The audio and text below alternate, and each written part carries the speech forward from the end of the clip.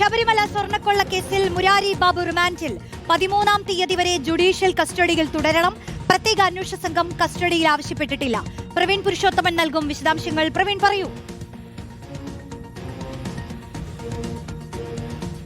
റോഷ്നി, മുരാരി ബാബുവിനെ ഇന്ന് റാന്നി കോടതിയിൽ വീണ്ടും ഹാജരാക്കിയിരുന്നു.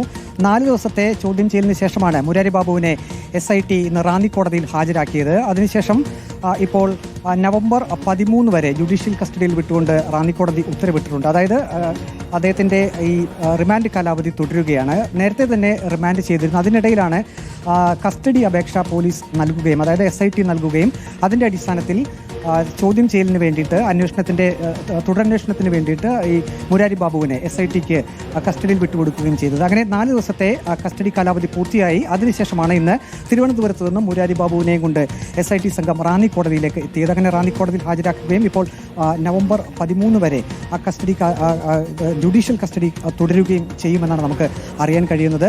കഴിഞ്ഞ 4 ദിവസങ്ങളിലായി വിശദമായിട്ടുള്ള ചോദ്യം ചെയ്യൽ SIT നടത്തിയിരുന്നു. അതിൽ നിന്നും നിർണായകമായിട്ടുള്ള വിവരങ്ങൾ കണ്ടെത്തിയിരുന്നു. നമുക്കറിയാം, ഈ ശബരിമല സ്വർണ്ണ കൊള്ളക്കേസുമായി ബന്ധപ്പെട്ട് ആദ്യം മുരാരി ബാബുവിന്റെ പ്രതികരണം നാം ഓർക്കുന്നുണ്ടാകും. അതായത് അത് ദ്വാരകപാല ശില്പങ്ങളിലെ അത് ചെമ്പുപാളി എന്നാണ് അദ്ദേഹം രജിസ്റ്ററിൽ എഴുതി ചേർത്തിരുന്നത്. അത് ചോദ്യം വന്നപ്പോൾ അത് ചെമ്പ് തന്നെയല്ലേ, പിന്നെ എങ്ങനെയാണത് സ്വർണ്ണപ്പാളി എന്ന് എഴുതുക എന്നായിരുന്നു മുരാരി ബാബു ആദ്യം ചോദിച്ചിരുന്നത്. പിന്നീടാണ് അന്വേഷണം വിശദമായി നടക്കുകയും മുരാരി ബാബുവിനെ ഈ 2 FIRലും പ്രതിയായി ഉൾപ്പെടുത്തുകയും ചെയ്തത്. അതിൽ ഒരു കേസിന്റെ നടപടിക്രമങ്ങളാണ് ഇപ്പോൾ പുരോഗമിക്കുന്നത്. റാന്നി കോടതിയിൽ ഹാജരാക്കി ഇപ്പോൾ മുരാരി ബാബുവിനെ കൊണ്ട് SIT സംഘം ഇപ്പോൾ കോടതിയിൽ നിന്നും പുറത്തേക്ക് ഇറങ്ങുകയാണ്. കഴിഞ്ഞ ദിവസങ്ങളിൽ മുരാരി ബാബുവിനോട് മാധ്യമങ്ങൾ വ്യക്തമാണ്. പ്രവീൺ പുരുഷോത്തമനാണ് വിശദാംശങ്ങൾ നൽകിയത്.